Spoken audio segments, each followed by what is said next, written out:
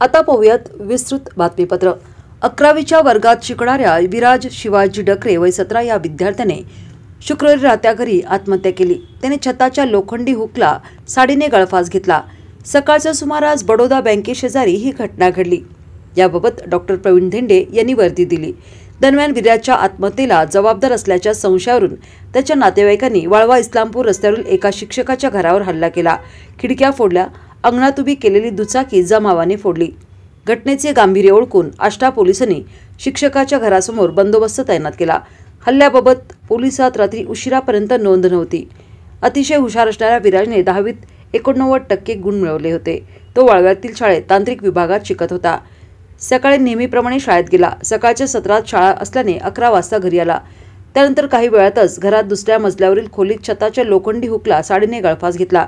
ही घटना लक्षात येताच नातेवाईकांनी आरडाओरडा केला। त्याला अत्यवस्थ अवस्थेत इस्लामपूरला उपचारासाठी नेण्यात आले, मात्र उपचारापूर्वीच त्याचा मृत्यू झाला होता।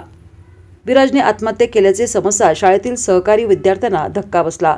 वर्गात एका शिक्षकाने विराजचा अपमान केल्याची चर्चा गावात पसरली।